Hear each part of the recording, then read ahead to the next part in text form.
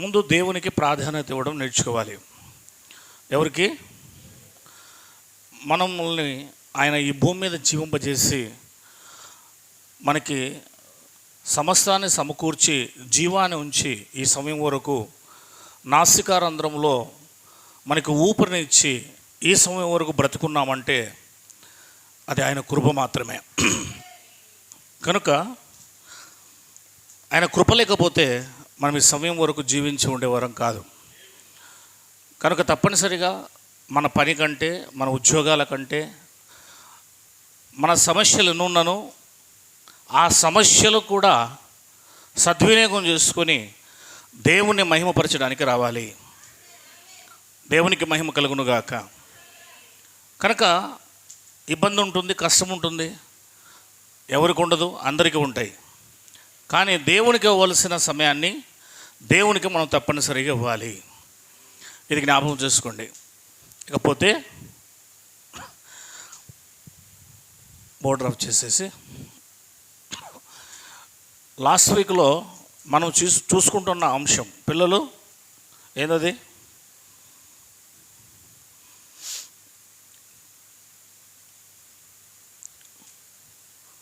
ఆత్మీయ ఎదుగుదల అంటే ఏమిటి, లేదా ఆత్మీయత అంటే ఏమిటి? ఒక వ్యక్తి ఆత్మీయంగా ఎదుగుదల కలిగి ఉన్నాడు అని మనం ఎలా చెప్పవచ్చు? లేదా ఒక వ్యక్తి ఆధ్యాత్మికతలోనికి ప్రవేశించాలి అంటే అది ఎలా సాధ్యమవుతుంది అన్న విషయాలు మనం తెలుసుకోవడానికి ప్రయత్నం చేశాం. ఇకపోతే భూమి మీద 16 రకాల మతాలకు సంబంధించిన దైవ గ్రంథములు అని చెప్పబడుతున్నవి ఉన్నను.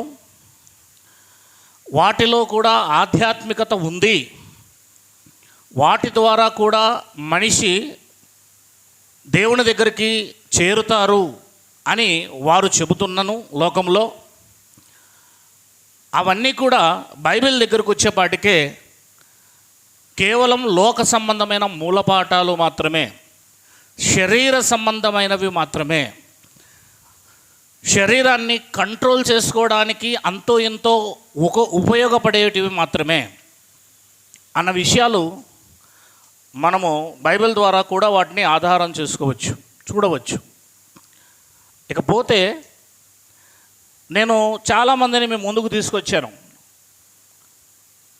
క్రైస్తవులే, ఆత్మీయ సంబంధీలే, వారి చీరలు సరిగా ఉండవు. ఆత్మీయ సంబంధీలే, వారి జాకెట్లు సరిగా ఉండవు. ఆత్మీయ సంబంధీలే ఇక్కడ దాకా జాకెట్లు వేస్తారు. శరీరానంతా కూడా కప్పుకోవలసిన వారు విప్పుకొని తిరుగుతారు. ఆత్మీయ సంబంధీలే ఆభరణాలు వేసుకుంటున్నారు. ఆత్మీయ సంబంధీలే లోక సంబంధమైన బట్టలు, లోక సంబంధమైన ఆలోచనలు, లోక సంబంధమైన పద్ధతులు కలిగి ఉంటున్నారు. కానీ లోకములో ఎంతోమంది ఈ మతాలు అనబడుతున్న వారు త్యాగం చేసుకొని, సాక్రిఫైస్ చేసుకొని, వారు ఇవే వస్త్రాలు వేసుకోవాలి, ఇక్కడ దాకా వేసుకోవాలి, ఒళ్ళంతా కప్పుకోవాలి, ఏ ఒక్కరికి నా శరీరాన్ని చూపించకూడదు, ఆభరణాలు కూడా వేసుకోరు, లోక సంబంధమైన వాటి మీద తీపి ఉండదు వాళ్ళకి, లోక సంబంధం మీద దాటి మీద ఏమాత్రం ఆలోచన ఉండదు వాళ్ళకి. లోకం శాశ్వతమైంది కాదు, మనం పరమాత్మలో కలిసిపోవాలి, మన ఆత్మ పరమాత్మలో కలిసిపోతుంది అంటూ లోకములో గురుబోధలు తీసుకున్న వారైతేనేమి, లోకములో ఈ మత సంబంధమైన ఒక ముస్లిం అయితేనేమి, ఒక యూదుడైతేనేమి, ఒక బౌద్ధుడైతేనేమి, ఒక ఓం శాంతికి సంబంధించినోడైతేనేమి, ఇలా అనేకులు వారి డ్రెస్సు, వారి మాట తీరు, వారి ప్రవర్తన, వాళ్ళ విధానం చూసినప్పుడు అది మనకంటే మెరుగ్గా కనిపిస్తుంది. క్రైస్తవులు ఇక్కడ కూర్చున్న వారి కంటే మెరుగుగా కనిపిస్తుంది. చాలా మెరుగుగా ఉంటుంది వాళ్ళ జీవిత విధానం కూడా. మనమే ఆత్మీయులమే, నిజమైన ఆత్మీయులమే. బైబిల్ ఒక్కటే పరలోకము నుండి భూమి మీదికి వచ్చిన గ్రంథం. దేవుడే స్వయాన తన చేతితో వ్రాసిన గ్రంథం, తన ప్రవక్తల ద్వారా పలకబడి వ్రాయించిన గ్రంథం కేవలం బైబిల్ ఒక్కటి మాత్రమే. బైబిలే మనిషిని వాళ్ళకంటే ఇంకా బాగా ఉంచాలి, కానీ బైబిల్ ఉంచడానికి ప్రయత్నం చేస్తుంది, మనిషి ఉండడానికి ప్రయత్నం చేయడం లేదు.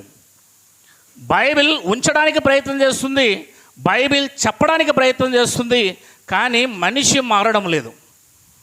మనిషి ఏం కావడం లేదు.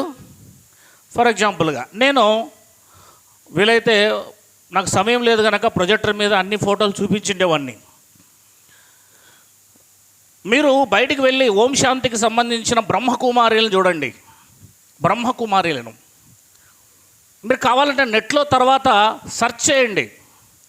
వారి డ్రెస్సు, వారి విధానం, ఒక ఆభరణం కూడా వాళ్ళ యొక్క ఒంటి మీద ఉండదు. వారి మాటలో కూడా బూతు రాదు. వారు మాంసాన్ని తినడం మానేస్తారు. పౌలు గారు మాంసం తినడం మానేశారట. అంటే ఆయన వ్యక్తిగతంగా కొన్ని సమస్యలు ఉన్నాయి కనుక ఆయన మానేశారు. అంటే జీవితంలో భూమి మీద ఈ లోకములో ఆధ్యాత్మికతలో ఉన్నామని చెప్పుకుంటున్న వారు మనకంటే బట్టల్లో కావచ్చు, బ్రతుకులో కావచ్చు, నడవడికలో కావచ్చు, మాట తీరులో కావచ్చు ఎంతో ఎచ్చులో ఉన్నారు. ఫర్ ఎగ్జాంపుల్గా బైబిల్ ఏం చెప్తుందో మీ అందరికీ తెలిసిన విషయమే. ఈ వస్త్రాల కోసము, ఈ లోక సంబంధమైన వాటి కోసము ఏం చెప్తుందో మీ అందరికీ తెలిసిన విషయమే. పేతురు రాసిన మొదటి పత్రిక 3వ అధ్యాయము. ఆధ్యాత్మికత కోసం మాట్లాడుతున్నాం మనం. ఆత్మీయ జీవితం అంటే బైబిల్ ఇస్తున్న డెఫినేషన్ ఏంటి దాన్ని చూస్తున్నాం మనం. మొదటి వచనం నుంచి జాగ్రత్తగా ఆలోచిద్దాం. అటువలే స్త్రీలారా మీరు మీ స్వపురుషులకు లోబడి ఉండుడి. నిన్నటి రోజున అనంతపూర్ పాస్టర్ గారు మాట్లాడుతూ, నిన్నటి రోజునో మొన్నటి రోజునో, ఒక స్త్రీ ఏ విధంగా, భార్య ఏ విధంగా ఉంటే భర్తలో మార్పు వస్తుందని చెప్పాడు. మీరు విన్నారా? విన్నారు కదా. భర్త రోజు త్రాగి వచ్చి కొడతాడు, తిడతాడు, బూతులు ఆడుతాడు. నువ్వు విశ్వాసివి. స్త్రీ, భార్య విశ్వాసి, చర్చికి వెళ్తుంది, దేవుని దగ్గరికి వెళ్తుంది, వాక్యం వింటుంది. నీవు ఇంటికి వెళ్ళిన తర్వాత అతనికి ఇవ్వవలసినవన్నీ, భోజనమా, తవ్వాలా, అతనికి ఆహారం పెట్టాలా, స్నానం చేయించాలా, నీళ్ళు పెట్టాలా, నీవు అతనికి నీ పనిని నువ్వు చేస్తూ గయ్యాలి గంపలాగా అరవకుండా, నోరు పెద్దది చేయకుండా, అతనికి ఎదురు మాట్లాడకుండా నువ్వు ఉండగలిగితే మొదటి రోజు, రెండో రోజు, మూడో రోజు, నాలుగో రోజు, ఐదో రోజు, ఆరో రోజు, 7వ రోజుకంతా అతను త్రాగుడు మానేస్తాడు నీ ప్రవర్తన చూసి అని చెప్పాడు. మీరు విన్నారో లేదో, నాకు ఆరోగ్యం బాగలేకపోయినా లోపల వాక్యం వింటున్నా. దేవునికి మహిమ కలుగునుగాక. ఎలా మారుతారు? బైబిల్ అంటుంది, అటువలే స్త్రీలారా మీరు మీ స్వపురుషులకు. ఇక్కడ స్త్రీలు ఎక్కువ ఉన్నారు, పురుషులు లేరు. స్త్రీలు, మరి పురుషులేది? పురుషులేది? మీ స్వపురుషులేది? మీ సొంత పురుషులేది? మీ భర్త లేది? ఆలోచిద్దాం. అటువలే స్త్రీలారా మీరు మీ స్వపురుషులకు లోబడి ఉండుడి. లోబడ్డం లేదు. ఏం చేయడం లేదు? భర్తకు లోబడుతున్నామా? ఆధ్యాత్మికత. ఎంతమంది భర్తకు లోబడుతున్నారు చెప్పండి? అతను ఒకటనే పాటికే 2 అంటున్నాం. స్త్రీ 10 మందిలో ఒక పురుషుడు మాట్లాడుతున్నప్పుడు ఆమె వాళ్ళల్లో జోక్యం చేసుకొని మాట్లాడకూడదు. రెండవది, స్త్రీ ఒక పురుషుడు 10 మందిలో ఉన్నప్పుడు అతని కించపరిచి తక్కువ చేసి మాట్లాడకూడదు. అది అతనికే కాదు, నీకు కూడా అవమానమే. అతనికే కాదు, నీకు కూడా అవమానమే. బైబిల్ ఏమంటుంది? ఆధ్యాత్మికత కోసం మాట్లాడుతున్నాం మనం. లోబడమంటుంది. అటువలే స్త్రీలారా మీరు మీ స్వపురుషులకు లోబడి ఉండుడి. అందువలన, లోబడి ఉండడం వలన వారిలో ఎవరైనను వాక్యమునకు అవిధేయులైతే వారు భయముతో కూడిన మీ పవిత్ర ప్రవర్తనను చూచి, మీ ప్రవర్తనను ఏం చేస్తారట? వాళ్ళు ప్రవర్తన చూడాలి. భర్తలు ఏం చేయాలి? మీ పవిత్ర ప్రవర్తన, మీరు పవిత్రంగా జీవిస్తున్న విధానం ఇటు భర్తలు చూడాలి. పవిత్రమైన నీవు నీ భర్తను రక్షించుకోవాలంటే తప్పదు, వాక్యానికి లోబడాలి. వాక్యానికి లోబడితే ఖచ్చితంగా నువ్వు అప్పుడు భర్తకు లోబడతావు. అందుకే వారు భయముతో కూడిన మీ పవిత్ర ప్రవర్తనను చూచి అంటే అర్థం ఏంటి? ఈ రెండు కన్నులకి ఖచ్చితంగా మన ప్రవర్తన కనిపించాలి.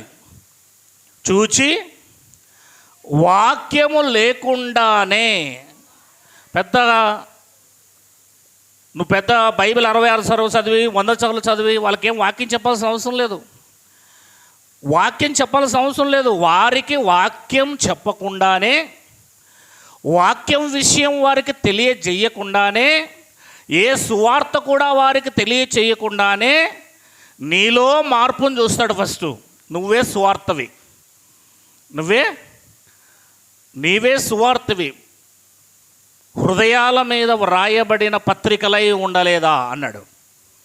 అర్థమవుతుందా? కనుక ఆ పత్రిక ఇక్కడ రాయబడితే, వాక్యం ఇక్కడ రాయబడితే అది ప్రవర్తనలో కనిపిస్తుంది. కనుక ఆ వాక్య విషయము ఆయన చెబుతున్న విధానాన్ని మనం గమనిస్తున్నాం చాలా జాగ్రత్తగా. చదవండి. వాక్యము లేకుండానే తమ భార్యల నడవల వలన రాబట్టవచ్చును. దేవుని దగ్గరికి రావాలంటే ముందు ఏం చేయబడాలి? మన ప్రవర్తన కూడా మారాలి. ప్రవర్తనలో మార్పు ఖచ్చితంగా కనిపించే తీరాలి. ప్రవర్తనలో మార్పు లేకపోతే భర్తనే కాదు, పిల్లలు రాలేరు, లోకంలో ఉన్నవారు ఎవరు రాలేరు. కనుక ముందుగా వాక్యం చెబుతున్న విధానం. ఇకపోతే 3వ వచనం చూడండి. జడలు అల్లుకొనుటయు, బంగారు నగలు పెట్టుకొనుటయు, వస్త్రములు ధరించుకొనుటయు అను వెలపటి అలంకారము మీకు అలంకారముగా ఉండొద్దు అన్నాడా, ఉండాలి అన్నాడా? ఒక ఆత్మ సంబంధమైన వ్యక్తికి ముందు శరీరం మీద ఉన్నవన్నీ కోరికలు చచ్చిపోతాయి. శరీర కోరికలు చావకపోతే, శరీరం మీద ఉన్న ఆలోచనలు చావకపోతే ఆత్మీయంగా ఎదగడం కష్టం. బైబిల్ వాక్యం ఏమై ఉంది? జీవము గలది. అదే దేవుని యొక్క వాక్యం. దేవుడై ఉన్నాడు. ఆ వాక్యం ఏం చెబుతుందో దానికి లోబడాలి మనం. మొట్టమొదటిగా ఏమని చెబుతుందండి? వస్త్రములు అంటే ఏ వస్త్రాలు? విలువైన వస్త్రాలు ధరించుకోవద్దు. కిందికి ఏమన్నాడు చూడండి. సాధువైనట్టు మృదువైనట్టునైనా గుణమును అక్షయ అలంకారము గల మీ హృదయపు అంతరంగ స్వభావము మీకు అలంకారముగా ఉండవలెను. అది దేవుని దృష్టికి మిగుల విలువగలది అని రాయబడి చూడండి. అలంకారం ఇప్పుడు ఎక్కడ జరగాలి? లోపల మనిషికి జరగాలని చెప్పండి. ఇన్సైడ్ ఎలా జరగాలి? లోపల మనిషికి ఆభరణాలు లోపల మనిషికి ధరించుకోవాలి. ఇప్పుడు ధరించుకోవాలంటే విలువైన వస్త్రాలు, విలువైన వస్తువులు లోపల వ్యక్తికి ధరించుకోవాలి. ఏంటి అవంటే నీతి కార్యములు, సత్క్రియలు. ఏంటి? సత్క్రియలు, వాక్యక్రియలు. బయటికి నువ్వు అందంగా కనబడితే లోకం చూస్తుంది, లోపల అందంగా కనబడితే క్రీస్తు చూస్తాడు. దేవునికి మహిమ కలుగునుగాక. లోపల అందయికారంగా ఉంటే ఆయన చూడు, బయట అందయికారంగా ఉంటే లోకం చూడదు. నీకు లోకం చూడాలా, దేవుడు చూడాలా? యేసుక్రీస్తు వారు దేవుడు చూడాలా, నీ భర్త చూడాలి నిన్ను. కనుక ఆయనకు ఇష్టడై ఆయన చెప్పినట్లుగా నువ్వు ఆత్మీయంగా నువ్వు నడవాలి. రైట్. దీన్ని నేటి క్రైస్తవుల్లో కొంతమంది ఇబ్బందితో చేసేవాళ్ళు ఉన్నారు, తప్పదా అని చేసేవాళ్ళు ఉన్నారు, ఒకవైపున వాటి మీద మక్కువ కలిగి చేసేవాళ్ళు ఉన్నారు, ఆశపడుతూ చేసేవాళ్ళు ఉన్నారు. కొంతమంది అయితే వద్దు మనకు దేవుడే ముఖ్యమని నిజంగా వాళ్ళు సమర్పించుకొని చేసేవాళ్ళు కూడా ఉన్నారు. దేవునికి మహిమ కలుగునుగాక. దీన్నే పౌలు గారు మరలా రిపీట్ చేస్తూ మాట్లాడాడు. తిమోతికి రాసిన మొదటి పత్రిక 2వ అధ్యాయము 9వ వచనం. తిమోతికి రాసిన మొదటి పత్రిక 2వ అధ్యాయము 9వ వచనము. మరియు స్త్రీలను అనుకువయు స్వస్థ బుద్ధియు గలవారై ఉండి తగుమాత్రపు వస్త్రముల చేతనే గాని జడల చేతనైనను బంగారముతోనైనను ముత్యములతోనైనను మిగుల విలువగల వస్త్రములతోనైనను, అది బైబిల్ చెబుతుంది. ఇది లోకములో ఉన్న వాళ్ళు చేస్తున్నారు, కానీ మనం చేయలేకపోతున్నాం. దైవభక్తిలో మొట్టమొదటిగా బయట నుండి నీ వస్త్రము, నీ శరీరాన్ని స్వభావం ఎలా ఉందో అక్కడి నుంచి ఆరంభమవుతుందండి దైవభక్తి. ఆత్మ సంబంధమైన భక్తి, ఆత్మ సంబంధమైన భక్తి అక్కడి నుంచి ఆరంభమవుతుంది. ఫర్ ఎగ్జాంపుల్గా మొన్నటి రోజున మేము అనంతపూర్ వెళ్ళినప్పుడు మధ్యాహ్నం భోజనానికి మమతా హోటల్కి వెళ్ళాం. లోపల వైపున ప్లేస్ లేదు, బయట ఒకటే ఒక 2 చైర్లు ఉన్నాయి, అక్కడ కూర్చున్నాం నలుగురు. మేము భోంచేసేటప్పుడు ప్రార్థన చేసుకున్నాము. మమ్మల్ని చూసిన సప్లయర్ ఎవరైతే ఉన్నారో అక్కడున్న సప్లయరు, అతను మాకు సప్లయర్ చేయడానికి మా టేబుల్కి వచ్చాడు. మేమేం అడిగితే అది ఇస్తున్నాడు. చివరిలో అతను అన్నాడు, మీరు క్రైస్తవులా, మీరు క్రైస్తవులే కదా అన్నాడు. ఎలా చెప్పగలుగుతాడు? ప్రార్థన చేసుకొని తినడం విషయము, లేదా మేము ఉండే విధానం విషయము ఏం చేస్తారు? కనుగొంటారు. అతను అన్నాడు, నేను కూడా క్రైస్తవుడినే, అందుకే ఇక్కడికే ఇదే టేబుల్కి నేను అదే పనికి వచ్చాను, మా కోసం ప్రార్థన చేయండి, పలానా చోట మేము ఉంటాము అని చెప్పుకుంటూ వచ్చారు. అంటే ఇక్కడ ముస్లిమ్స్ అయితే ఒక కోడ్ చూపిస్తారు, సిక్కులైతే ఒక కోడ్ చూపిస్తారు. మరి క్రైస్తవులైతే ఏం చూపించాలి? వస్త్రధారణలో కూడా, మనిషి విధానంలో కూడా బయటికి క్రైస్తవులు అన్నట్టుగా మనము మన క్రియల ద్వారా, మన ప్రవర్తన ద్వారా, లేదా మనల్ని చూసినప్పుడు కూడా వాళ్ళకి అవతల వాళ్ళకి తెలియపరచబడాలి. దేవునికి మహిమ కలుగునుగాక. ఇది క్రైస్తవులైన నేడు మనం ఆధ్యాత్మికతలో ఈ విషయాలు చేయలేకపోతున్నామేమో, కానీ లోకములో ఉన్నవారు వీటిని చేస్తున్నారని మేము చెప్పాను. అంటే మనకంటే వాళ్ళు ఇంకా మెరుగుగా ఉన్నారు. ఇది నెంబర్ 1. ఇకపోతే ముందుకు పోదాం. కొన్ని మాటలు జాగ్రత్తగా విందాం. నేను ఎక్కువసేపు మాట్లాడను, తిరిగి సహోదరుడికి వాక్యం ఇస్తాను. మన మధ్యకు వచ్చిన వాళ్ళకి మనం వాక్యం ఎక్కువగా మనం మాట్లాడుకుంటూ ఉంటాం. ఇకపోతే తీతుకు రాసిన పత్రిక వద్దాం. 1వ అధ్యాయము 1వ వచనం. దేవుడు ఏర్పరచుకొనిన వారి విశ్వాసము నిమిత్తమును నిత్య జీవమును గూర్చిన నిరీక్షణతో కూడిన భక్తికి ఆధారముగు సత్య విషయమైన అనుభవ జ్ఞానము నిమిత్తమును. ఇక్కడ జాగ్రత్తగా ఆగాలి. ఆధ్యాత్మికత, ఆత్మీయత అనేది క్రైస్తవుల కంటే ఎక్కువగా బయట వాళ్ళు చేస్తారని చెప్పాను నేను. అంటే క్రైస్తవులు అంటే నిజ క్రైస్తవుల కోసం నేను మాట్లాడడం లేదు. ఇందాక సహోదరుడు అన్నాడు క్రీస్తుని చూడాలి కానీ క్రైస్తవుని చూడకూడదని. అట్లాంటి క్రైస్తవుల కోసం మాట్లాడుతున్నాను. కనుక క్రైస్తవుల కంటే బయట ఉన్న వాళ్ళ పద్ధతులు, వాళ్ళ ప్రవర్తనలు, వాళ్ళ విధానాలు, వాళ్ళు పట్టుకున్న దాన్ని విడిచిపెట్టుకోకుండా జీవిస్తారు. కావాలంటే వాళ్ళే మనకు తత్వజ్ఞానాన్ని బోధిస్తారు, వాళ్ళే మనకు అనేక విషయాలు చెబుతారు. నీ దాంట్లో ఏముంది, నీలో ఏముందని, నాలో కొంచెం ఉంది, నాలో బ్రతుకుంది, నాలో జీవితం ఉందని చెబుతారు. ఇక్కడ విషయం ఏం చెప్తుందంటే బైబిల్ సత్య విషయమైన అనుభవ జ్ఞానము, అది ఇంపార్టెంట్ అండి. నిత్య జీవమును గూర్చిన నిరీక్షణతో కూడిన భక్తికి ఆధారమగు సత్య విషయమైన, అంటే భక్తి, ఆత్మ సంబంధమైన భక్తి చేయాలంటే అది సత్యమై ఉండాలి. ఏమై ఉండాలి? సత్య విషయమై ఉండాలి. ఏది పడితే అది కాదు. భక్తి అంటే అందులో సత్యమైన భక్తే ఉండాలి. మరలా ఎలాంటి భక్తే ఉండాలి? అసత్య భక్తులు ఉన్నాయి, అది కాదు. బైబిల్ అంటుంది నీకు నిత్య జీవము కలగజేయడానికి నీలో ఉంచిన నిరీక్షణకు ఆధారం ఏంటి అంటే సత్యము. ఏంటి?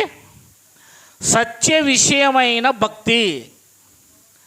సత్యం ఉండాలి. ఎన్నో చర్చస్ ఉన్నాయి, ఎన్నెన్నో ఉన్నాయి, కానీ అక్కడ ఏముండాలి? సత్యం ఉండాలి. సత్యము అనేది ఉండాలి. సత్యము అనేది ఉంటేనే ఆ భక్తి నిజమైన భక్తిగా ముందు కొనసాగుతుంది. సత్యమైన భక్తి నంబర్ 1. భక్తి ఎలా ఉంటుంది? సత్యమైన భక్తి. ఇకపోతే సత్యమైన భక్తి కాకుండా మరలా వేరే భక్తులు కూడా ఉన్నాయా? వేరే టైపు భక్తి కూడా ఉందా అని అంటే అదే బైబిల్ మనకు కొలస్సీ పత్రిక 2వ అధ్యాయము 8వ వచనంలో పౌలు గారే కొలస్సీలతో మాట్లాడుతూ చెప్పాడు. చూడండి 8వ వచనం. క్రీస్తును అనుసరింపక మనుషుల పారంపర్యాచారమును, చూసారా? మనుషుల పారంపర్యాచారం అంటే క్రీస్తును అనుసరింపక మనుషులు పెట్టిన పద్ధతులను అనుసరిస్తారు. అదేంటి మనుషులు పెట్టిన పద్ధతులు? ఈ లోక సంబంధమైన మూలపాఠములను అనుసరించి మోసకరమైన నిరర్థక ఏం చేస్తుందంటుంది? ఈ లోక సంబంధమైన మూలపాఠాలు ఏం చేస్తాయి? మోసకరమైన అంటారు. ఎప్పుడు చూడండి అక్కడ ఏం చేస్తుంది అది? ఈ లోక సంబంధమైన వాటిలో ఆధ్యాత్మికత ఉంది అని అనుకుంటారు, కానీ అది ఏం చేస్తుందంట? మోసం చేస్తుంది. మొట్టమొదటిగా అది ఏం చేస్తుంది? మనుషుల పారంపర్య ఆచారములో దైవత్వం లేదు, గాడ్లీనెస్, దేవుని తత్వం లేదు అందులో. అది ఏంటంటే మోసపరిచే నిరర్థక తత్వ జ్ఞానము చేత మిమ్మును చెరపట్టుకొని పోవువాడెవడైనా ఉండునేమో అని జాగ్రత్తగా చూసుకోవలసిన బాధ్యత మనందరిపైన ఉంచాడు దేవుడు. కనుక సత్య విషయమైన అనుభవ జ్ఞానముతో కూడిన దైవభక్తి ఉంది, అందులో నిరీక్షణ మనకు దొరుకుతుంది, అందులో మనము విశ్వాసం ఉంచాలి. కానీ కల్పన మాటలు ఉన్నాయి, మోసకరమైన జ్ఞానం ఉంది, నిరర్థకమైపోయే జ్ఞానం ఉంది. ఇది ఏం చేస్తుందంటే మనుషుల్ని మోసం చేసి మనల్ని నాశనానికి చెరపట్టుకొని పోతుంది. ఇది మనకు 2వ హెచ్చరిక. 1 సత్యము. ఏది భక్తికి ఆధారం అంట? సత్య విషయమైన అనుభవ జ్ఞానం భక్తికి ఆధారం. కానీ భక్తి లేకుండా చేసే జ్ఞానం కూడా ఉంది, అది మోసానికి మనల్ని నడిపిస్తుంది. మనల్ని అందులో తత్వజ్ఞానం కూడా ఉంటుంది, మరలా అది కూడా జ్ఞానమే, కానీ అది మనల్ని మోసానికి తీసుకెళ్ళిపోతుంది అన్న విషయం కూడా ఇక్కడ చెప్పాడు. మీకు నేను కొన్ని మాటలు చెప్పి ముందుకు పోవడానికి ప్రయత్నం చేస్తాను. లోకంలోనండి నేటి క్రైస్తవ్యములో వేల శాఖలు ఉన్నాయి. 1 కాదు, 2 కాదు, 3 కాదు. ఎవరిని మనము పేరు పెట్టడానికి ఇక్కడ ప్రయత్నం చేయడం లేదు, కానీ అక్కడ బోధింపబడుతున్న బోధలు ఎలా ఉంటాయి అంటే, నంబర్ 1, ఎమోషనల్గా బోధించడం ఉంటుంది. ఎమోషనల్, దాన్ని భావోద్వేగ లేదా ఉద్వేగపూరిత అని అంటారు. ఎమోషనల్ టీచింగ్ అంటారు వాటిని. ఎమోషన్ మనిషి మెదడులో, ఈ మెదడుని ఎలా తీసుకెళ్తే అలా పనిచేస్తుంది. ఎమోషన్ని చూడండి, ఎవరైనా చనిపోయి ఉంటే అందరూ ఏడుస్తున్నప్పుడు మనకేమొస్తుంది? ఏడుపు వస్తుంది, నవ్వు వస్తుందా? 100% మనకు కూడా బాధ, దుఃఖము కలుగుతుంది. అందరూ నవ్వుతుంటే మనకు నవ్వు వస్తుందా, ఏడుపు వస్తుందా? నవ్వు వస్తుంది. నవ్వు వస్తుందా లేదా? దాన్నే ఎమోషనల్, భావోద్వేగ, ఉద్వేగపూరిత బోధ అంటారు. ఇవన్నీ బైబిల్లోనే ఉన్నాయి, జాగ్రత్త విందాం. ఇకపోతే రెండవది మోటివేషనల్, ప్రేరణ కలిగించే అని అర్థం. ప్రేరణ. ఎమోషనల్, ప్రేరణ కలిగించే. ఇది మోటివేషనల్. చూసారా, మోటివేట్ చేస్తూ ఉంటారు. మోటివేట్, ఈ స్పీకింగ్స్ కూడా ఎక్కువ ఉంటాయి. మోటివేషనల్. ఇప్పుడు ఉగ్రవాదులు ఉంటారు, వారు అదిగో ఇలాంటి పిల్లలకి దొరికినారనుకో, వారిని 60 రోజుల్లో లేదా 90 రోజుల్లో 60 రోజుల్లో లేదా 90 రోజుల్లో ఉదయం నుంచి సాయంత్రం వరకు వారికి మంచి భోజనం పెడతారు. వారు ఏం కావాలంటే అది పెడతారు. కానీ 90 రోజుల్లో వారిని ఉగ్రవాదం చేస్తారు. ఏం చేస్తారు? వారికి వారే కాల్చుకోమన్నా కాల్చుకుంటారు. ఎలా? అది మోటివేట్ చేస్తారు. ఆ రకంగా ఏం చేస్తారు? మోటివేట్, ప్రేరణ కలిగిస్తారు. ప్రేరణ కలిగిస్తారు వాళ్ళల్లో. బోధలో ఇన్ని రకాలు ఉన్నాయి. ఇకపోతే సెంటిమెంటల్. ఇకపోతే ఏంటి? సెంటిమెంట్. సెంటిమెంట్ బోధలు. సెంటిమెంట్ అంటే అర్థం ఏంటి? కష్టాలు, బాధలు, ఇబ్బందులు, వీటి కోసం బోధించటం. శారీరక సంబంధమైన బోధలు సెంటిమెంటల్. ఇకపోతే కల్పనా కథలు. ఇంకెలాంటివి ఉంటాయి? కల్పితం. అనగనగా ఒక రాజు ఉన్నాడు. ఆ రాజుకి 7 మంది కుమారులు. వారు చెరువుకి వెళ్ళారు, చేపలు పట్టుకొచ్చారు. అందులో ఏదో ఒక చేప ఎండిపోలేదంట. ఏదేదో కథలు, కథల పుస్తకాలు ఉంటాయి క్రైస్తవ్యంలో. కొన్ని ఇన్ని కథల పుస్తకాలు ఉంటాయి. ఆ కథలు తీసుకొని బైబిల్కి జోడించి కల్పనా కథలు చెప్తారు. కల్పనా కథలు. అలా బోధలు కూడా ఉన్నాయి. నేనేం చెప్తున్నానంటే, సత్య బోధ మాత్రమే భక్తికి ఆధారము, నిరీక్షణకు ఆధారము. ఇక మిగిలినవన్నీ కూడా అవి తాత్కాలికంగా మాత్రమే మనిషిని కదిలిస్తాయంతే. తాత్కాలికంగా మాత్రమే మనిషిని కదిలిస్తాయి. కానీ నిజమైన సత్యమైన బైబిల్ బోధ ఏదైతే ఉందో అది నిన్ను నిరంతరము నిలబెడుతుంది. శాశ్వతంగా వాక్య బోధ నిరంతరం నిలబెడుతుంది. ఇకపోతే ఇంకా చాలామందికి వాక్చాతుర్యం ఉంటుంది. ఏముంటుంది? వాక్చాతుర్యం. అలా మాట్లాడుతూ ఉంటే అతని మాటలను బట్టి మనము ముగ్ధులైపోతూ ఉంటాం. వాక్చాతుర్యముతో బోధ చేసే వాళ్ళు ఉంటారు. వాళ్ళకి జ్ఞానాన్ని, లోక సంబంధమైన జ్ఞానాన్ని, మానవ జ్ఞానాన్ని బోధించే వాళ్ళు కూడా ఉంటారు. ఇక సైన్స్ అంటారు, సోషల్ అంటారు, ఏదేదో. అలా ఈ లోకములో ఇన్ని రకాల బోధల చేత వాక్యం ఏమైపోయిందంటే, కొరింథీయులకు రాసిన 2వ పత్రిక 17వ వచనం ప్రకారము, మేము దేవుని వాక్యమును కలిపి చెరిపెడు అనేకుల వలె ఉండక నిష్కాపట్యము గలవారును దేవుని వలన నియమింపబడిన వారమై ఉండి క్రీస్తు యందు దేవుని ఎదుట, అంటే దేవుని ఎదుట బోధిస్తున్నాము అంటే మేము చాలా జాగ్రత్తగా బైబిల్ని బోధిస్తున్నాం. కల్పించటం, ఎందుకు ఆ మాట అన్నాడు అని అంటే 1 కొరింథీయులకు రాసిన పత్రికలో 2వ అధ్యాయము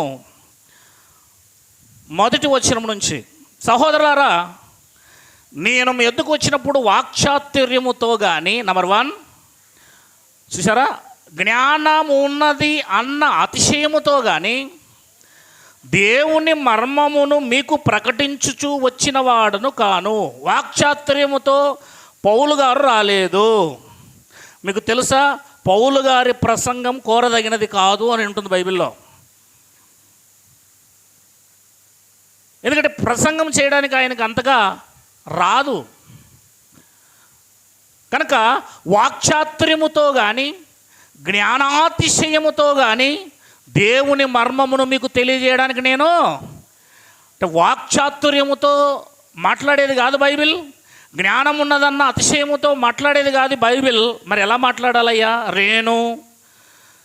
యేసు క్రీస్తును అనగా సిలువ వేయబడిన యేసు క్రీస్తును తప్ప మరి దేనిని మీ మధ్య నెరగకుందునని నిశ్చయించుకుంటుని, మరియు బలహీనతతోనూ భయముతోనూ ఎంతో వణుకుతోనూ మీ యొద్ద ఉంటిని. మీ విశ్వాసము, చూసారా ఆయన అంటున్నాడు ఇప్పుడు, వాక్చాతుర్యం పక్కన పడేయండి, జ్ఞానం ఉన్నదన్న అతిశయముతో పక్కన పడేయండి, మనుషుల జ్ఞానము మీద కూడా ఆధారము చేసుకొనక. ఏది ఆధారం చేసుకోవాలి? దేవుని శక్తిని ఆధారము చేసుకొని ఉండవలనని నేను మాట్లాడిన సువార్త ప్రకటించినను జ్ఞానయుక్తమైన తీయని మాటలను వినియోగింపక. ఏంటంట? తీయని మాటలు. తీయని మాటలు ఏం చేస్తాయి? తీయని మాటలు ఏం చేస్తాయి? షుగర్ ఎక్కిస్తాయి. షుగర్ ఎక్కితే ఏమవుతుంది? బ్లడ్ చిక్కన పడుతుంది, ప్రాణాపాయము జరుగుద్ది, వస్తుంది. అందుకే తీయని మాటలు ఉపయోగించలేదు ఎవరు? జ్ఞానయుక్తమైన తీయని మాటలను వినియోగింపక పరిశుద్ధాత్మయు దేవుని శక్తియు కనపరుచు దృష్టాంతములనే వినియోగించి తిని అని రాయబడి చూడండి. కనుక దేని చేత మాట్లాడాలి, ఏమని మాట్లాడాలి, ఎలా మాట్లాడాలి అని అల్టిమేట్గా ఆన్సర్ ఇచ్చాడు ఆయన. అంటే పరిశుద్ధాత్మ ఏం బోధిస్తే, పరిశుద్ధాత్మ దేవుడు ఏం చెబితే అది మాత్రమే చెప్పాలి, అది మాత్రమే చెప్పాను అంటున్నాడు. దేవునికి మహిమ కలుగునుగాక. ఏం చెప్పాలి? పరిశుద్ధాత్మ దేవుడు. మరి పరిశుద్ధాత్మ దేవుడు ఎక్కడ చెప్పాడు? బైబిల్లో చెప్పాడు. బైబిల్లో చెప్పాడు. నిన్నటి రోజున మీరు విన్నారు. ఏమని? నేను విన్నారా? ఆయన చెప్పినప్పుడు ఏ సబ్జెక్ట్ చెప్పాడు? మార్నింగ్ సబ్జెక్ట్ చెప్పండి. కొత్త భూమి కొత్త ఆకాశం కాదు, ఇంకొక ఆయన చెప్పాడు కదా,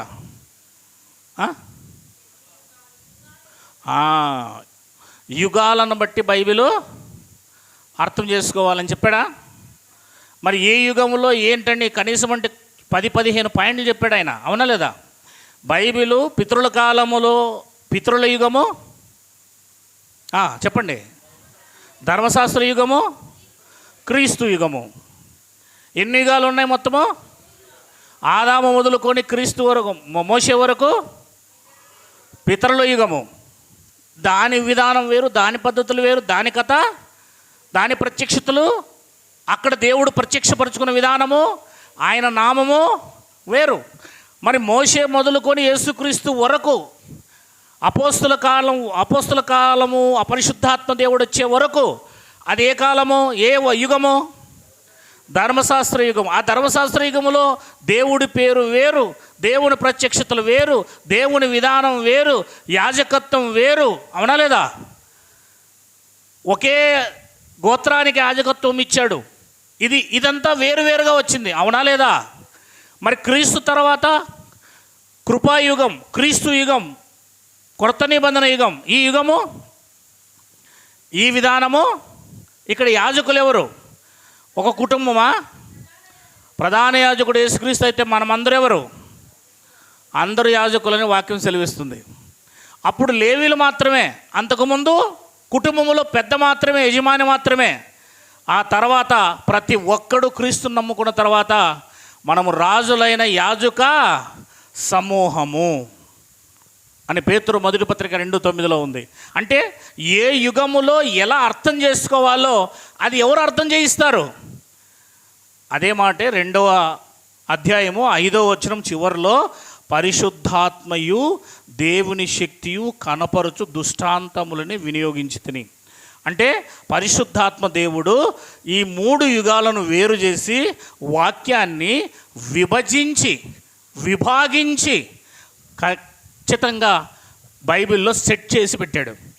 మనం ఆ విషయాలు కరెక్ట్గా తెలుసుకుంటే, యుగాలను కరెక్ట్గా అర్థం చేసుకుంటే, అక్కడిది ఇక్కడికి అక్కడికి కలపక కరెక్ట్గా మనం ఏం చేస్తామో పరిశుద్ధాత్మ దేవుని యొక్క ఉద్దేశాన్ని ఈ ప్రపంచానికి తెలియజేయగలం, మనము తెలుసుకోగలం. అప్పుడే అది ఏమవుతుంది? సత్య విషయమైన భక్తి అవుతుంది. అది చదవండి, తిమోతిలు రాసిన పత్రిక 2వ పత్రిక, నేను ముగించేస్తాను.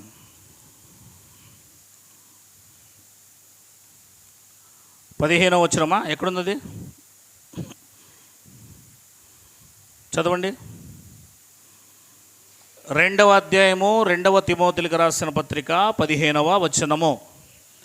దేవుని ఎదుట యోగ్యునిగాను సిగ్గుపడనక్కరలేని పనివానిగాను సత్యవాక్యమును సరిగా ఉపదేశించువానిగాను. అన్న దగ్గర కిందేం రాయబడింది ఫుట్నోట్లో? సరిగా విభజించువానిగాను. విభజించుట అంటే ఏ కాలానికి ఏది అనేది మనకు తెలియాలి. ఏ కాలానికి అబ్రహాము ఎవరికి దశంభాగాలు ఇచ్చారు? అబ్రహాము ఏ యాజకుడి దగ్గరికి వెళ్ళాడు? మరి అబ్రహాము పిల్లలైన 11 గోత్రాల వారు ఎవరి దగ్గరికి వెళ్ళారు? లేవీల దగ్గరికి వెళ్ళారు. లేవీలలో ప్రధాన యాజకుడైన అహరోను కుటుంబం దగ్గరికి వెళ్ళారు. అర్థమైందా లేదా? మరి దీనికి దానికి చాలా డిఫరెన్స్గా ఉందా లేదా? అక్కడ ప్రధాన యాజకుడు ఎవరు? ఆ కాలానికి మెల్కీషెదెకు. ఎవరైనా మెల్కీషెదెకు ప్రధాన యాజకుడు. ఆయన రాజు ప్లస్ యాజకుడు. ఆయన ఒక దేశానికి రాజు ప్లస్ యాజక పని కూడా చేస్తున్నాడు. మీకు తెలుసా? యెజబెలు వాళ్ళ నాన్న ఉంటాడు. ఆహాబు భార్య ఎవరు పేరు చెప్పండి? యెజబెలు వాళ్ళ నాన్నగారు పేరు తెలుసా మీకు? ఆయన వృత్తి ఏంటో తెలుసా మీకు? ఆయన యాజకుడును రాజు, 2 పనులు చేస్తాడు. ఆయన ఏం చేస్తాడు? యాజకుడు, రాజు. అది వాళ్ళ అన్యుల యొక్క సాంప్రదాయ ప్రకారం. అలాగే మెల్కీషెదెకు ఎవరు? రాజు ప్లస్ యాజకుడు. అందుకే ఆ మెల్కీషెదెకు క్రమంలో ఎవరు వచ్చారు? మరలా కొత్త నిబంధనలో ప్రభువైన యేసుక్రీస్తు వారు వచ్చారు. మెల్కీషెదెకు క్రమము చొప్పున అబ్రహాము పిల్లలైన క్రైస్తవులందరికీ కూడా మరలా క్రీస్తు అనే మెల్కీషెదెకు ఆయన నిరంతర యాజకుడు. ఈయన కూడా అక్కడ నిరంతర యాజకుడు అంటే అర్థం ఏంటి? మెల్కీషెదెకు ఆయన చచ్చిపోయేదాకా యాజకత్వం చేస్తూనే ఉంటాడు. కానీ పాత నిబంధనలో మోషే కాలంలో ధర్మశాస్త్ర ప్రకారం 50 సంవత్సరాలు అయిపోయిన తర్వాత ఏమైపోతారు? రిటైర్డ్ అయిపోతారు. అన్న ఉండగానే కైప ఉంటాడు కదా, అన్న కైప మామగారు రిటైర్డ్ అయిపోయిన తర్వాత అల్లుడు యాజకత్వంలోకి వస్తాడు. అంటే వాళ్ళకి ఇంత కాలం అని ఉంటుంది. ఆ కాలం తర్వాత ఏమైపోతారు? వాళ్ళు ఆ దాంట్లోంచి యాజకత్వంలోంచి వాళ్ళు దూరం అయిపోతారు. కానీ పాత నిబంధన ప్రకారం, పితరుల యుగం ప్రకారం నిరంతరము యాజకులు చనిపోయేదాకా, అదే ప్రకారం యేసుక్రీస్తు వారు కూడా చనిపోయి తిరిగి లేచారు. ఆయన ఎప్పటికీ కూడా ఏమై ఉన్నాడు? నిరంతర యాజకుడై ఉన్నాడు. అది ఛాయారూపంగా పెట్టాడు. కనుక ఇక్కడ మనం ఆలోచన చేస్తే జాగ్రత్తగా వాక్యాన్ని ఏం చేయాలి, ఏ కాలానికి సంబంధించింది, అది ఎవరికి చెప్పాడు, ఎలా అనేది మనం గమనించి అందులో నుంచి మనం ఎలా దాన్ని తీసుకొని ఆదరణ పొందాలి. మనకి ఎందుకు ఇవ్వబడిందండి వాక్యం బైబిలు? 2 వాక్యాలు చెప్తాను. రోమిలకు రాసిన పత్రిక 15వ అధ్యాయము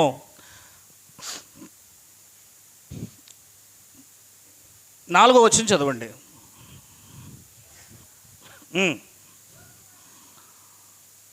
ఏలయనగా ఓర్పు వలనను లేఖనములి వలన, లేఖనం అంటే ఓల్డ్ టెస్టిమెంట్లో ఉన్నదే లేఖనం, లేఖనముల వలని ఆదరణ వలనను మనకు నిరీక్షణ కలుగుటకై పూర్వమందు వ్రాయబడినవన్నీ మనకు బోధ కలుగు నిమిత్తం వ్రాయబడి ఉన్నవి అని రాయబడి చూడండి. అంటే పూర్వమందు వ్రాయబడిన ప్రతిదీ కూడా మనకి ఏమై ఉండడానికి, సంసోన్లాగా చేసావా జాగ్రత్త, దేవుడు నిన్ను మొత్తుతాడు అని చెప్పి అది మనకు బోధ కలగడానికి. దావీదులాగా చేసావా జాగ్రత్త, నీ జీవితంలో నిన్ను దేవుడు మొత్తుతాడు. యోసేపులాగుండు, దేవుడు నిన్ను ఆశీర్వదిస్తాడు. అబ్రహాములాగా ఉండు, దేవుడు నిన్ను ఆశీర్వదిస్తాడు. యాకోబులాగా ఇస్సాకులాగా ఉండు, దేవుడు నిన్ను ఆశీర్వదిస్తాడు. Positive negative, plus or minus, చెడు మంచి రెండింటినీ నువ్వు చదువుకొని వాటిని నువ్వు గమనించి జాగ్రత్తగా ఉండాలి అని అర్థం. ఏలీలాగా ఉన్నావా, ఏలీ కుమారులాగా ఉన్నావా, ఆశాలాగా ఉన్నావా, చూడు, ఇవన్నిటినీ చూడు, వీటన్నిటిని చూసి నువ్వు ఆదరణ పొందుకో. రెండవది, అవి నీకు ఏం చేస్తాయి, బోధ కలిగిస్తాయి. బుద్ధొచ్చిందా నీకు, బుద్ధొచ్చట్లు చేస్తాయి. అవి ఏం చేస్తాయి అంటారు చూడండి, అప్పుడు కింద పడి రే జాగ్రత్తరా కింద పడతావురా, చెప్తే వినరా, 70-80లో పోకరా అంటే కింద పడతాడు. అప్పుడు మనం అంటాం ఇప్పుడు బోధపడిందా అంటాం. ఏమంటాము, ఇప్పుడు బుద్ధి వచ్చిందా అన్న అర్థం అన్నమాట. బుద్ధి రావడానికి, మనకు బోధ కలగడానికి ఇంతలా పుస్తకాన్ని దేవుడు ఏం చేశాడు, ఆయా కాలంలో జరిగించి వాళ్ళ జీవితాల్లో వాటిని చదువుకొని వాటిని తెలుసుకొని లేదా మనం విని మన జీవితాల్లో మనం జాగ్రత్త పడాలి. కొరింథీయులకు రాసిన మొదటి పత్రిక 10వ అధ్యాయం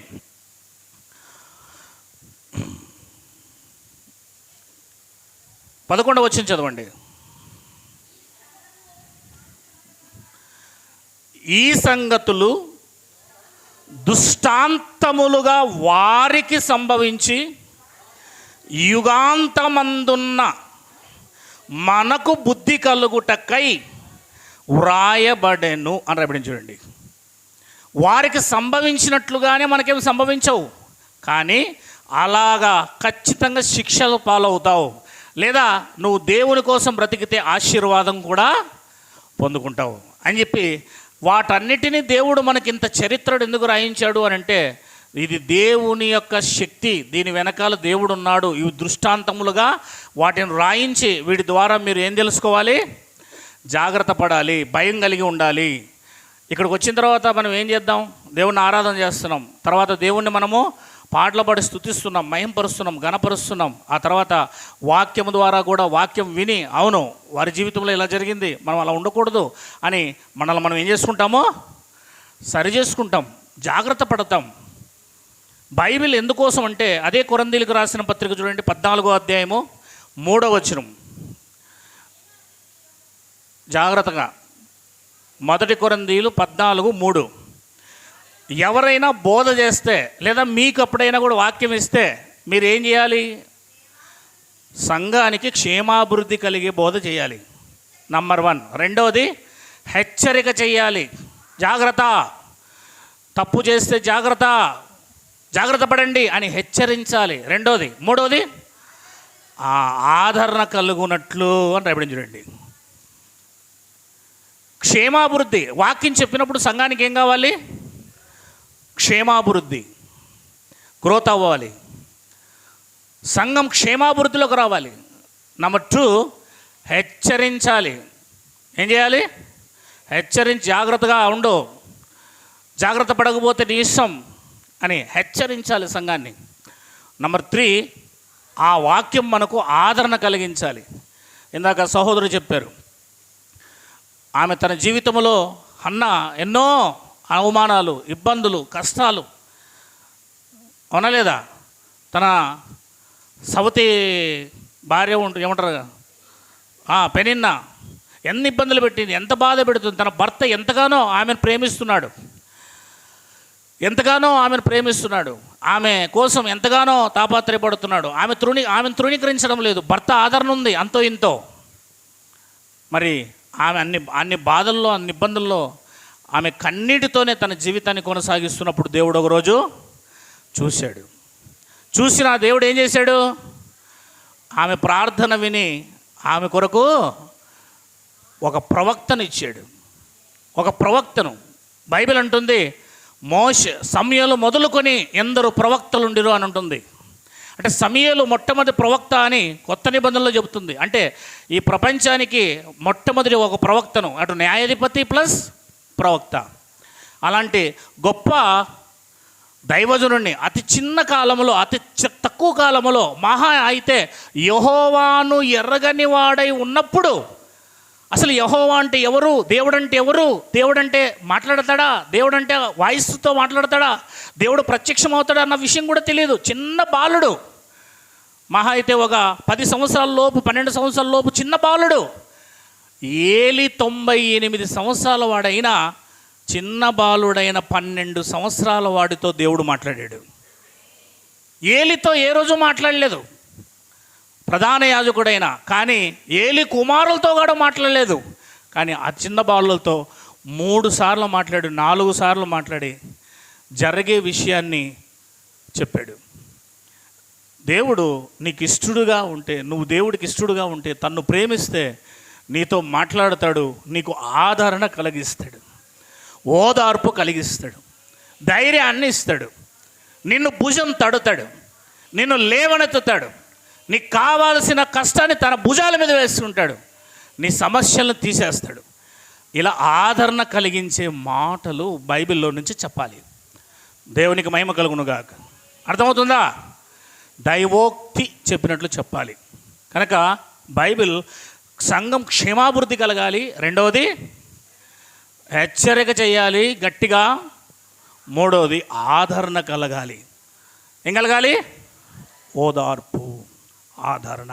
నేనున్నాను అనే ధైర్యం. దేవుడున్నాడు, నన్ను చూస్తున్నాడు, నన్ను ముడతాడు, నన్ను తడుతాడు, నా జీవితంలో మార్పు తీసుకొస్తాడు, ఆయన ఉండగా నాకెందుకు భయము దండగా అనే ఒక నిజమైన ఆదరణని లోపల పుట్టిస్తాడు.